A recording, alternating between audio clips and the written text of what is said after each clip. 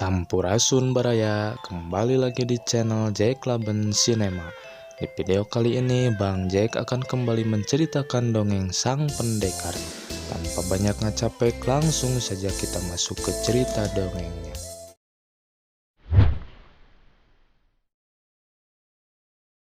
Dijuluki Sang Hyang Sapta atau 7 Sang Hyang, di mana satu dan yang lainnya memiliki nama, tempat, dan tugas yang berbeda-beda, di mana ketujuh tempat Sang Hyang itu bernama Sapta Ente, dan hanya orang-orang tertentu yang dapat mengetahui tempat itu.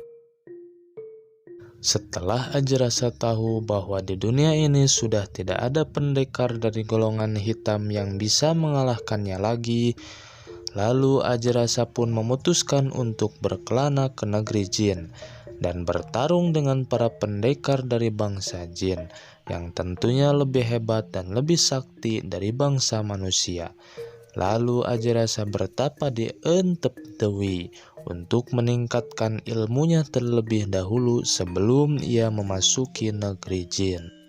Entep Dewi itu adalah salah satu tempat dari Sapta Entep, yang berarti Ajarasa telah mengetahui tempat Sang Hyang Sapta yang ada di muka bumi ini.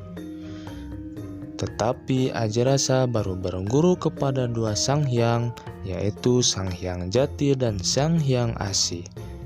Setelah bertahun-tahun bertapa, Ajarasa pun merasa lebih kuat dan siap untuk bertarung dengan bangsa jin. Lalu Ajarasa pun memulai pertarungannya dengan bangsa jin dan memasuki alam jin dengan kesaktian yang ia miliki. Setelah kejadian itu, Ajarasa pun lenyap dan hilang sampai saat ini. Tidak ada satu orang pun yang mengetahui nasib Ajarasa. Masyarakat sangat sedih atas hilangnya Ajarasa, karena bagi mereka Ajarasa adalah seorang pahlawan yang sangat baik. Semakin lama Ajarasa menghilang, para pendekar dari golongan hitam semakin berkuasa, mulai dari perkebunan, persawahan, hingga penghasilan mereka berhasil dirampas para pendekar golongan hitam.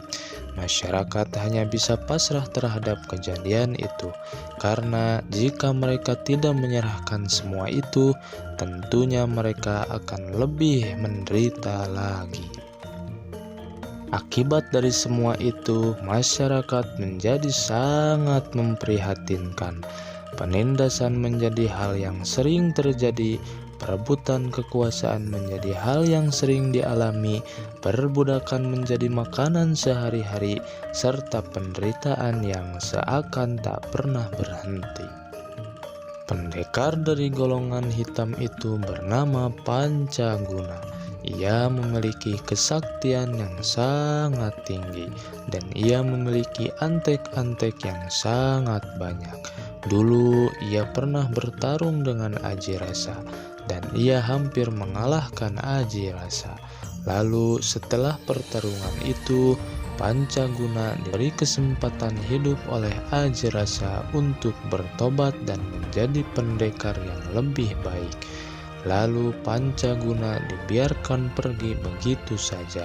Tapi sayang, setelah ia sembuh dari pertarungan itu, ia malah meningkatkan kesaktiannya untuk balas dendam terhadap Ajarasa, sehingga Pancaguna yang sekarang ini lebih sakti dari Pancaguna yang dahulu.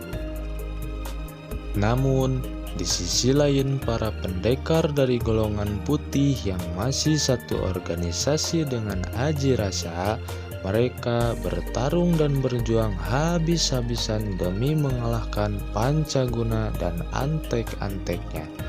Tapi untuk saat ini pasukan Pancaguna lebih diunggulkan, karena setelah hilangnya Ajarasa, belum ada lagi orang yang lebih sakti dari Pancaguna. Hal inilah yang menyulitkan para pendekar dari golongan putih untuk membela masyarakat. Semakin banyak pertempuran antara pendekar golongan putih dan pendekar golongan hitam itu terjadi, semakin banyak pula pendekar dari golongan putih yang menjadi korban, dikarenakan tak ada pendekar dari golongan putih yang dapat menandingi Pancaguna. Hal inilah yang membuat Pancaguna semakin mudah untuk berkuasa dan semakin banyak para pendekar jahat yang menjadi antek-antek Pancaguna untuk merebut negeri Sarasa dari tangan para pendekar golongan putih, dan pada akhirnya para pendekar dari golongan putih ditangkap dan dihabisi oleh Pancaguna, sehingga Pancaguna berhasil menguasai negeri Sarasa. Lalu Pancaguna membuat pemerintahannya sendiri dengan dibantu para antek-anteknya. 30 tahun sudah pemerintahan Pancaguna berjalan di negeri Sarasa. Yang awalnya masyarakat menderita terhadap pemerintahan Pancaguna, tapi karena seiringnya waktu, masyarakat pun menjadi terbiasa dan masyarakat mulai lupa terhadap aji rasa.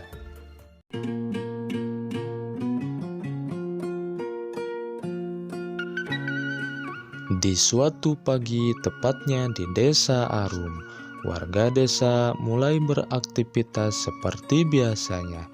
Ada yang pergi ke pasar untuk berbelanja, ada yang bersiap-siap untuk pergi ke kebun, dan masih banyak lagi. Lalu, ada seorang wanita yang bernama Mardiah. Dia memiliki paras cantik yang berumur 24 tahun.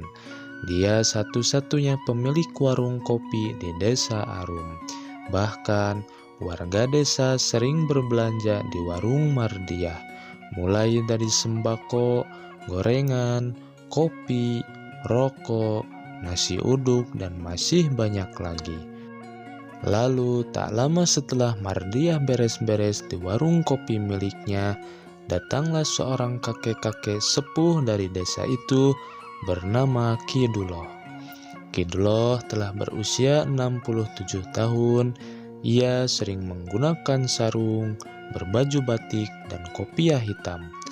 Lalu Kiduloh duduk di kursi yang telah disediakan Mardiah, tepatnya di depan warung kopi. Kiduloh pun mengucap salam. Assalamualaikum, ini yang jualannya hadir gak ya?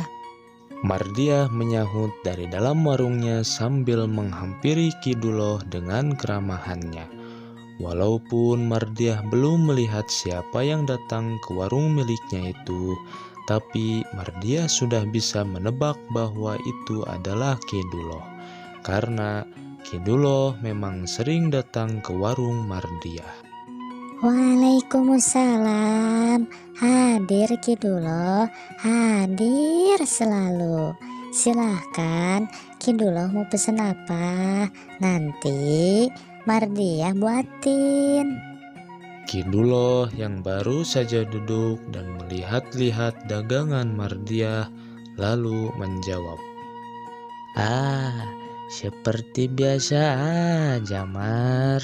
Aki pengen minum air putih panas, tapi tambah kopi, tambah gula juga ya, Mar. Dengan senyuman manis, Mardiah bertanya lagi sambil memastikan pesanan Kiduloh, karena Mardiah tahu sifat dari Kiduloh yang sering usil dan sedikit keras kepala. Sewaktu-waktu Kiduloh juga suka bertingkah lucu. Maksudnya Kiduloh mau kopi gitu? Jangan musingin dong. Ih, Kiduloh pagi-pagi udah musingin. Karena Kiduloh melihat senyuman manis Mardiah, Kiduloh pun menundukkan kepalanya sambil tersenyum dan tersipu malu. Mungkin Kiduloh merasa umurnya baru 25 tahun. Lalu Kiduloh menjawab. Tetapi Kiduloh yang merasa waktunya terlalu mepet menjawab pertanyaan Mardiah di episode selanjutnya.